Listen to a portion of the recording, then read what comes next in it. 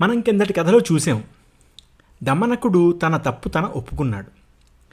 త్రయోదోషా స్వయంకృతా అని ఆషాఢభూతి కథ చెబుతూ, అవునయ్యా నేను చేసింది తప్పే, ఇప్పుడు మరి ఇకపై మనం ఏం చేద్దాం అని పైన ఆలోచించాడు. బుద్ధిమంతులు ఎప్పుడూ అలాగే ఉంటారు. తప్పు జరిగిపోయిన తర్వాత ఎక్కడ తప్పు జరిగింది, అవునయ్య మొదటిది ఏంటంటే, మనం అనుకునేది ఏంటంటే, అవునయ్య తప్పు జరిగింది, నేను ఒప్పుకుంటున్నాను. 2, ఎక్కడ తప్పు జరిగింది, ఇకపై ఆ తప్పుని సరిదిద్దుకోవడానికి నేనేం చేయాలి, ఇలా ఆలోచిస్తారు తప్పితే ఏదో మనం అనుకున్నాం అవ్వలేదు, పని అవ్వకపోయేసరికి ఓహో నా భాగ్యం బాగాలేదు అందుకని అవ్వలేదు, లేకపోతే వాడు ఎవడో ఏదో స్విచ్ నొక్కేశాడు దానివల్ల అవ్వలేదు, లేకపోతే వాడు ఇంకోటి ఎవడో ఏదో చేశాడు, వాడు నన్ను చూశాడు నన్ను దృష్టి కొట్టాడు అందుకే అవ్వలేదు అని ఇలా తెంగర మాటలు మాట్లాడరు వాళ్ళు ఏమంటారంటే, అవునయ్య తప్పు జరిగింది, ఇప్పుడు మనం ఏం చేయాలి అన్నాడు. అన్నది కరెక్టకుడు కూడా మరి మామూలు దాకా కరెక్టకుడు మంచి హడావిడి చేసేస్తున్నాడు, వీడి మీద చెందులు తొక్కేస్తున్నాడు, అంతా నువ్వే చేసావు మొత్తం మీరే చేశారు అన్నట్టు వాడి మీద పడిపోతున్నాడు. ఏమో అలా చేసావు నువ్వు మొత్తానికి, అక్కడేమో ఎద్దేమో కూర్చునుంది, ఇంకో పక్కన సింహం కూర్చునుంది, ఓహో కబుర్లు ఆడేసుకుంటున్నారు వాళ్ళిద్దరూ, కబుర్లు చెప్పేసుకుంటున్నారు.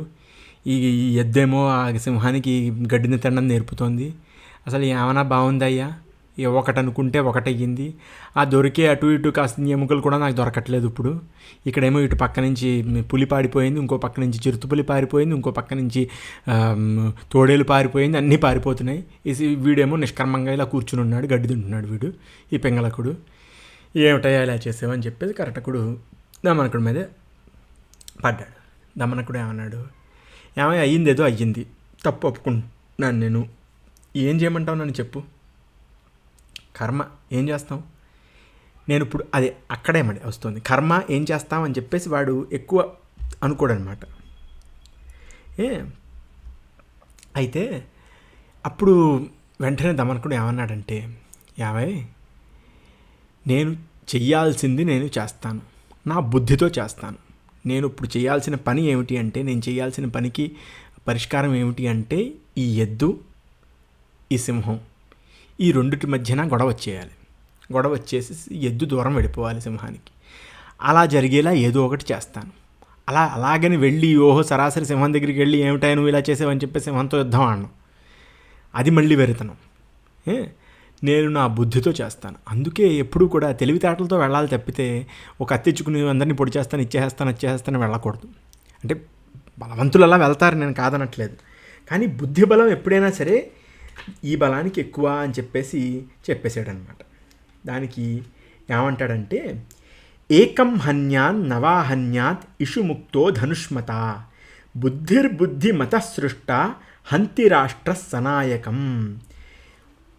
బాణం వేసావు నువ్వు, బాణం వేసిన వెంటనే ఆ బాణం తగలచ్చు తగలకపోవచ్చును, తగిలితే ఒక్క సైనికుడిని చంపుతుంది, తగలకపోతే ఎవరిని చంపకుండా వదిలేస్తుంది. అందుకు నీ బలగం లేనప్పుడు నువ్వు వెళ్ళి బాణాలు వేయకూడదు.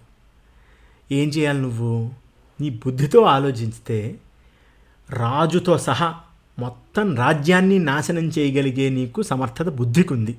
అందుకు నీ ఆ బుద్ధి పెట్టి కాస్త బుద్ధిమత్తంగా అసలు ఏం చెయ్యొచ్చు అని చెప్పేసి ఆలోచించు. నేను అలాగే పెడతాను అని చెప్పేసి, నేను చాలా బుద్ధిమంతుణ్ణి అని చెప్పేసి దమనకుడు అన్నాడు. ఆ పైన ఇంకో మాట అన్నాడు కరెక్టకుడు. ఈ లోపల అన్నాడు, ఏమంటాడు, బాగానే ఉంది నువ్వు వెళ్తున్నావు, నువ్వు ఇలాంటి తింగర ప్లాన్లు వేస్తున్నావు అని తెలిసింది అంటే నేను వాయించేస్తారు వాళ్ళిద్దరూ కలిసి. ఒక పక్కన పెద్ద ఎద్దు ఉంది, ఆ ఎద్దుకి భయపడే సింహం ఉంది, వాళ్ళిద్దరికి మనం భయపడుతూ ఉంటాం, ఎందుకయ్యా బాబు ఏం చేస్తావో చెప్పు అని చెప్తే ఏదో ఒకటి చేస్తాను, నేను చేద్దామని తేల్చుకున్నాను, నేను అలా చేతులు ముడుచుకుని కూర్చోను నేను. లక్ష్మి కూడా ఎవరిని వరిస్తుంది, ప్రయత్నం చేసేవాడినే వరిస్తుంది అని చెప్పేశాడు. అందుకే ఏమంటారు ఇప్పుడు ఇక్కడ, ఉద్యోగినం పురుష సింహముపైతి లక్ష్మి దైవేన దేయం ఇతి కా పురుషా వదంతి దైవం నిహత్య కురు పౌరుషమాత్మశక్త్యా యత్నే కృతే యదిన సిద్ధ్యతి కోత్ర దోష.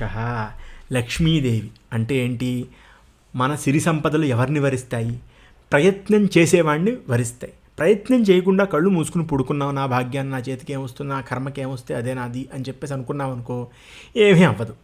నువ్వు ప్రయత్నం చేసావు, నువ్వేదో ఒకటి చేసింది, అది కాస్త పని జరగలేదనుకో, కాసేపు కనీసం నువ్వు ప్రయత్నం చేసేవనే సంతృప్తి నీకుంటుంది కదా, ఆ సంతృప్తి చాలు మనకి కాసేపు. మరి కొత్త ప్రయత్నం చేస్తాం మనం, అన్ని ప్రయత్నాలు ఫలించాలని ఏం లేదు కదా. అలా కూర్చుని ఉన్నావు అనుకో, ఏమీ చేయకుండా ఏమీ ఉండదు, అలా కూర్చోవడం అవుతుంది అంతే అని చెప్పేసి దమనకుడు చెప్పాడు. సరే, ఇలా చెప్తూ ఏమన్నాడు, ఇలాగే ఒక వ్యక్తి పని చేయడం వలన, అంటే అలా ఖాళీగా కూర్చోకుండా ఉండడం వలన సాక్షాత్తు విష్ణుమూర్తే వచ్చి అతనికి సహాయపడ్డాడు. అంటే అలా ప్రయత్నపూర్వకంగా ఉంటేనే పని జరుగుతుంది. మనం నిజంగా అనుకుని ప్రయత్నం చేస్తే ప్రపంచంలో ఉండే అన్ని శక్తులు, భగవంతుడు అనుకో, నువ్వు ప్రకృతి అనుకో, ఏదైనా అనుకో, అన్నీ నీకు అనుకూలంగా తయారవుతాయి అనే ఒక మాటతోటి ఈరోజు వీడియో మనం ఆపుదాం. అసలు ఏం జరిగింది, విష్ణుమూర్తి ఏం చేశాడు, ఆ కుట్టుకునేవాడు ఏమిటి పరిస్థితి, అక్కడ వడ్రంగివాడు ఉండేవాడు వాడి పరిస్థితి ఏంటి అనేది మనం నెక్స్ట్ వీడియోలో చూద్దాం.